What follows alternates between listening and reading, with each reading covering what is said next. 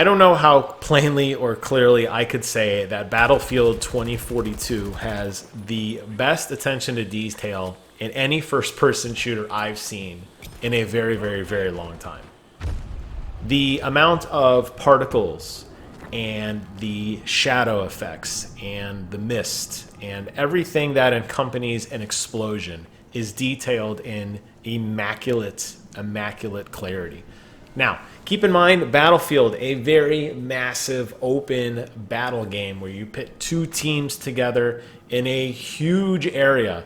You give them guns, you give them grenades, you give them grappling hooks. What's up, Halo Infinite? You give them everything, the tools they need to not only destroy the terrain, but each other. And you put them all in one big package, and you futurized it slightly. We're in 2042 now, but it's still largely the same. This is going to be the big contrast between, I believe, this game and what Call of Duty's latest iteration, Vanguard, is doing. Vanguard is taking two major steps backwards, where Battlefield is taking two major steps forward. I got to play in the closed beta of this game quite some time ago, and it was in really rough shape. It was under a closed NDA, so we couldn't really even talk about it. It had my name plastered all over the screen, and the performance was atrocious. This is to be expected with PC performance, particularly in early games, as they kind of figure out what they're going to do. That's the whole point of an alpha, is to kind of help them flex the system, give them good metrics, let them see your particular setup, and learn on how to, be better, be a better program, right? Look at the damage on that tank. As it smokes and rolls down the hill, as the top of it falls off and comes to a smoldering rest on the other side. Insane. But anyways, I played this game a while ago, and it was in rough shape. And I was a little worried because I feel like Battlefield's taken some major steps backwards, too, over the last few iterations. Battlefield 4, to me, was the perfect Battlefield. It had everything you could want in a game, at the time, obviously. The key of that game, without a doubt, was the Levolution, which meant the world slowly shifted as the game went on. Flash floods, hurricanes, tornadoes, explosions, buildings being destroyed slowly changed the landscape, and by the end of the game, the map was incredibly different than where you first started. Thankfully, a lot of that has returned. This map, Orbital, although not in this particular game footage, does have a tornado that passes through from time to time, which is really fun to experience. Sometimes you see it out in the periphery. We do enough damage, though, on the map. I think I do enough damage, actually, on the map on my own, honestly, with that tank. Just driving around and checking out some of the explosions and particles and everything. But to take a step back from all of this, Battlefield is, to me, one of the best types of shooters that exist. It puts you in a game, and it gives you the tools you need to succeed, to have fun.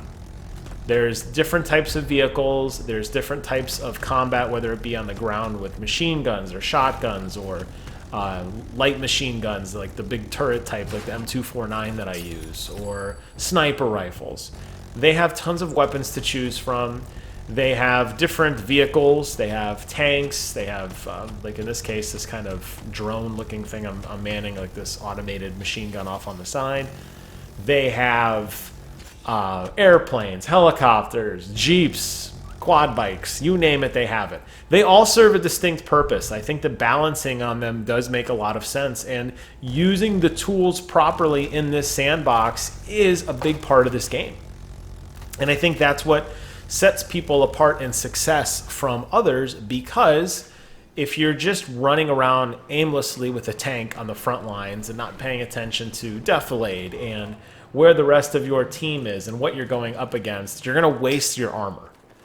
And people who play more cautiously are rewarded in this game, and I like that. It makes sense to sometimes pull back a little bit and catch your breath and say, okay, what kind of assess the battlefield? Like, where are we going and what are we doing and why?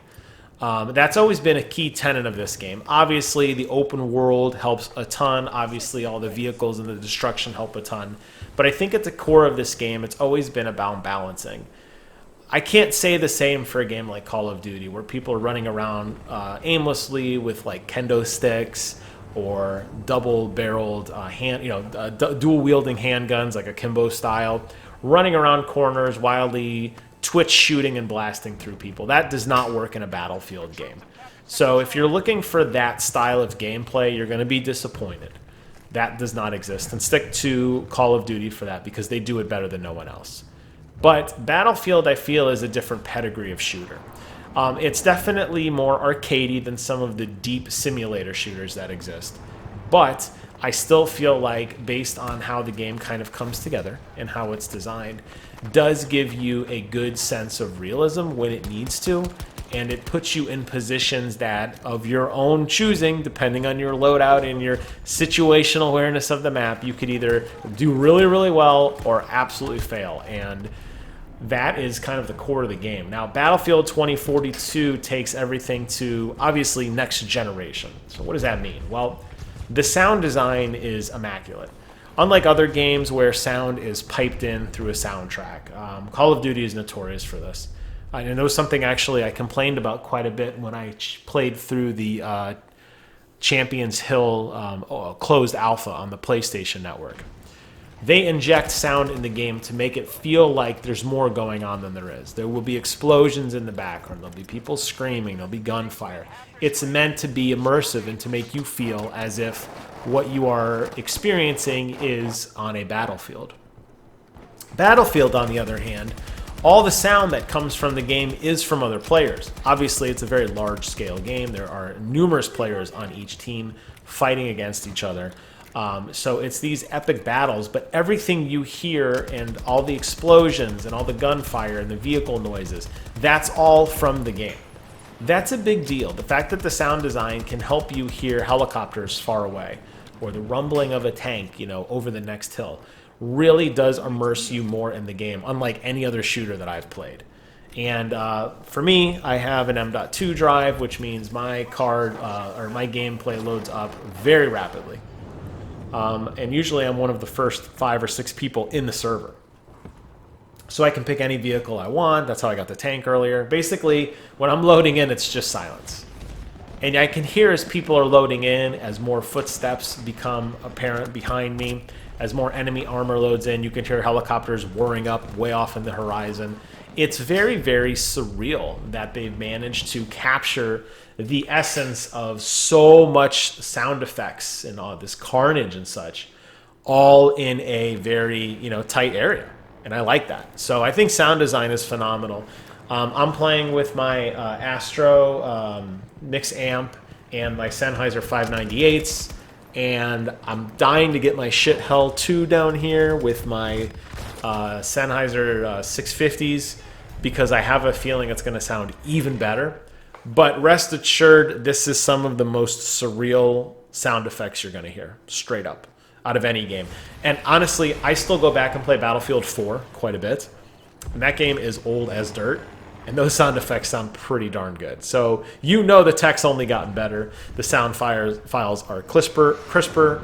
The directional awareness is better. And your situational awareness is better. And that is definitely, I'd say, 1/3 of the equation. The second third of the equation has to be in the controls. The amount of customization you have in this game is insane. And I don't just mean controls in terms of like WASD versus an Xbox pad versus a GameCube controller. I'm not talking about that. I'm talking about the amount of control you have over your character in terms of what you want to do, in terms of running and setting up your gun on the lip of a thing as a mount. In terms of laying prone, what kind of field of view are you going to get? What natural defilade do you get by laying under something? The amount of control you get when you're driving a vehicle. How does a quad bike handle against a tank turret or against an airplane? These are all phenomenal things. And it really does make you feel very smooth, and it is very immersive the way you move around the map very freely and openly, because you're going to be doing a lot of traversing. And like this wall, for example, you saw me earlier with the tank putting some holes in that wall. Well, somebody else has come by too. rubble will start to build up in certain areas. You see a lot of divots outside the map. Those are from tanks. A lot of those don't naturally occur in the game. They're put in place. And the game has systems to kind of recognize all of that, and the better players will use this to their advantage. They'll use this terrain to their advantage. They'll use the gadgets that they have to their advantage, and you're going to get more control, I feel like, in your character than you would in another game. And lastly, and I think most importantly, is the graphics. Just jaw-dropping wow. They have always surpassed my expectations in every Battlefield game, even the ones we don't like to talk about, Battlefield 1 and Battlefield 5. Those games looked photorealistic at times. And this game looks charming as well. Really, really good. Now, there is definitely some graphical hiccups. I did leave on my performance counters in the upper right in case you were wondering some of my specifications. Although I did hit a pretty solid frame rate, there was still some significant frame pacing and lag. Most notably on the server side, is my guess, a lot of hiccups when a lot of people would spawn in. But for the most part, the game runs smoothly. And I know, as with every other Battlefield game, it's going to run a little rough at the beginning, and they will figure it out. When the time is right, they will absolutely continue to patch this game, and it's going to run great. I have no doubt of that. It looks and runs great now, honestly. It could just be a little bit better. But the attention to detail in the graphics is just ridiculously insane. The way, like, just what you saw at the beginning of this video, the way tanks are ripping through walls, the way that you drive through trees and bushes and they shatter, hitting traffic cones and them exploding, hitting those cargo crates that contain some sort of gas, like a fuel tank or something, and watching those detonate. Guardrails, fence posts, everything is destroyed, and the dynamic shadows and the lighting all radically change as you destroy this world around you. And then honestly, some of the best particle physics I think I've ever seen. Just straight up the amount of particle physics that exists in this game. When something blows up and you see that big explosion of particles flying out quickly, and then they hit the ground and they slowly lose momentum and they kind of rattle to a stop. This is most notably seen when you're taking out big pieces of armor, like that tank you saw me take out earlier in this video. When you take out a helicopter or an airplane, the way they crash and kind of slide into the ground before exploding is very, very realistic and entertaining as well. And it just offers a nice, bright color palette. Now, I know there's going to be other maps in the game. Orbital is kind of the showcase map, and I think it's for a good reason. It's bright, it's colorful, there's lots of open areas to explore. You have really cool set pieces with rockets and kind of the rocket bay on one side. You have a lot of forest access roads and kind of supply depots around the perimeter. It's got a very good feel to it. But its color tone is so much brighter and vibrant. The HUD does not pop out over the rest of the game. The information that needs to be presented to you as a player is very readily apparent for what you need to know. How much, when you're staying on a capture point, how the capture point fills in, how many players you have on the capture point versus enemy players, how many people you've killed, what checkpoints are available, how much stock you have left, your guns, your attachments, your weapons. All of this is very readily accessible, and it looks great. I mean, like I said, graphically, the game runs very well, and I'm running it on a 2080 Ti ultra-wide. Not for YouTube, because YouTube hates ultra-wide still. I don't know why. But I'm running it on a pretty high resolution, and it looks and feels very polished. And that's something I'm really, really excited about, is I know it's going to look great on consoles as well. Obviously, they're going to have to dope down the graphics a little bit on the Xbox and on the PlayStation, but it's going to look great. When you have an engine that is this powerful, you're going to be able to massage it to get a nice, smooth 60-plus frame experience, and you're going to have a good time with it. So they figured out the tech part of it too. So when you kind of look at all these pieces that I've laid out for you guys, and you're just blown away by some of the things. And this isn't just adequate sound. This isn't just adequate controls. And this isn't just adequate graphics. This is something unlike anything a lot of us have seen before. It is a gorgeous, gorgeous, beautiful game. And I know as they add more stuff, because they will add more guns. They will add more vehicles. They will add more maps. It's just going to get better. And I'm so excited for this because I feel like finally this is really like the true first next-gen shooter. I know Halo Infinite's around the corner, and you guys know I'm a Halo super fan. Absolutely. I love Halo to death. I will play that game every single day for the rest of my life and love it because I still play Halo Master Chief Collection every single day.